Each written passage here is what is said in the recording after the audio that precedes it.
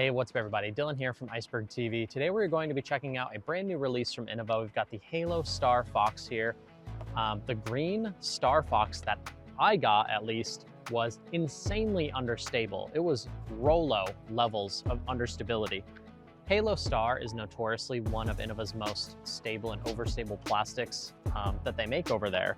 So I'm hoping that we get a bit more stability out of the Halo Star Fox.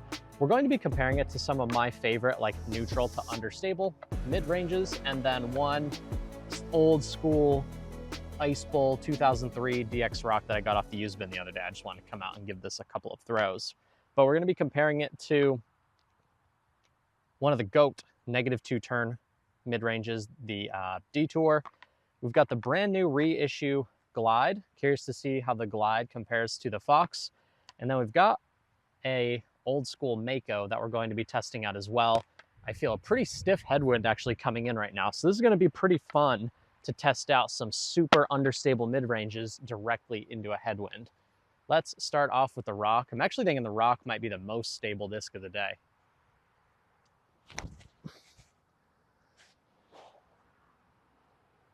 It's funny how a DX Rock can be 22 years old and still just fly beautifully.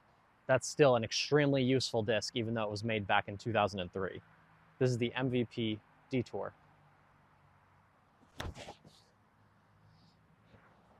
Absolutely dead straight with a little bit of late flip, but having enough stability to actually push forward and come back at the end of the flight. This is a Mako. They don't make these anymore, I don't believe. They only make the Mako 3 these days. This is the original Mako.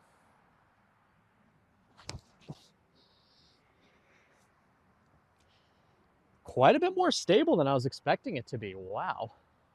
That Mako was just a true zero turn there. Didn't want to flip up nearly as much as a Mako 3 likes to. I'm expecting the Glide to be the most understable disc of today.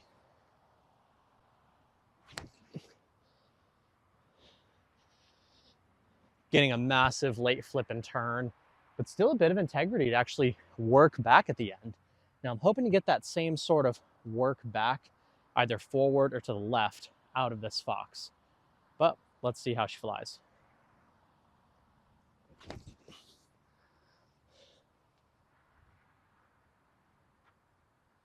Okay, that's actually pretty exciting, that Fox.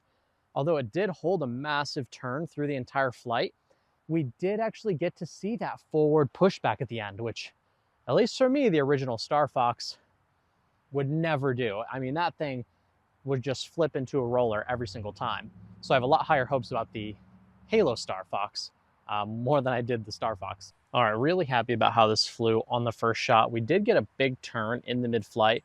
We got that kind of forward push at the tail end of the flight that you're looking for when you have a disc listed with a 1 fade. So let's throw them now back into the tailwind. Everything should fly a little more stable when going back into a tailwind. We'll try and throw everything in the same order, starting off with the DX Rock.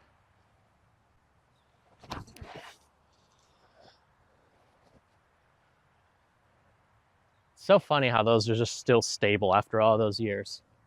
We've got Detour, one of my favorite -2 mid-ranges.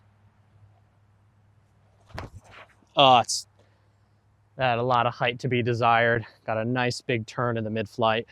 One of the more surprising discs of the day is the OG Glow Mako. I didn't know when I got this that old Makos would actually be stable.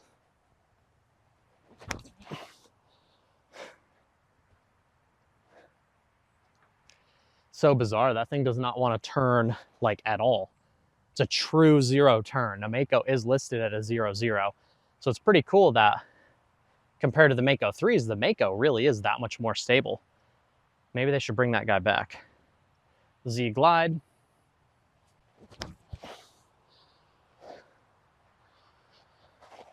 The Z Glide seems to be more stable than the Confetti Glide that I've been bagging for the last month or so. Star Fox seems pretty similar to the Glide in my opinion. Let's see if it has a little bit more flip than the Glide.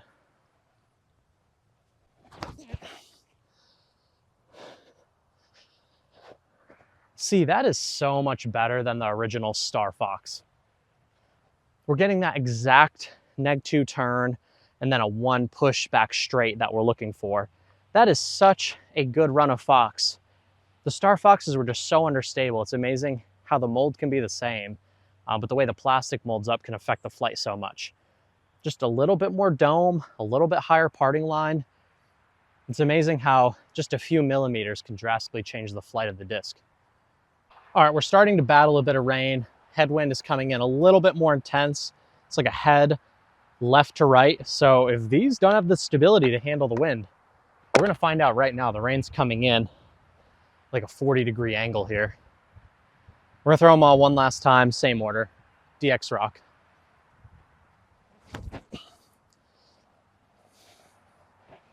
That was absolutely smoked. Man, the DX Rock is just so legit. It's just such a, they're still good. It's amazing how good they are after all these years. Detour. Man, today has not been a good day for the Detour, folks.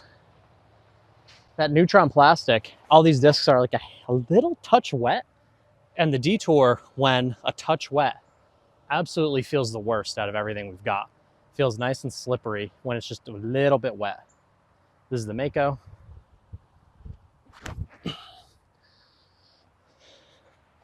There we go. Freaking crushing it right now. Usually don't get mid-ranges up that far. This is the Glide. Definitely the flippiest disc of the bunch today. That's not coming back. The Glide is so fun though. I've been loving that disc for just like nose up, full power, mega turn. It's been super fun for that shot. And now the Fox, we're gonna throw it. Apparently I'm crushing right now, so we're gonna give it a good Tachyhyzer. Oh yes. Finding its way, wow, that got so far. Finding its way all the way to flat. Wow, I just almost saw a car drive clean off the road. Wow. It found its way all the way to flat. It didn't tip into a roller. It didn't just dive bomb off a cliff like the Glide did. So it's got more integrity than the Glide and less stability than DX Rock, but it's right in that sweet spot for that perfect -2 mid-range. Although I didn't like the original Star Run, the Halo Star Run is absolute money. If you want to save 10%, get yourself one. The link in the description below at discgolfdealsusa.com/icebergtv.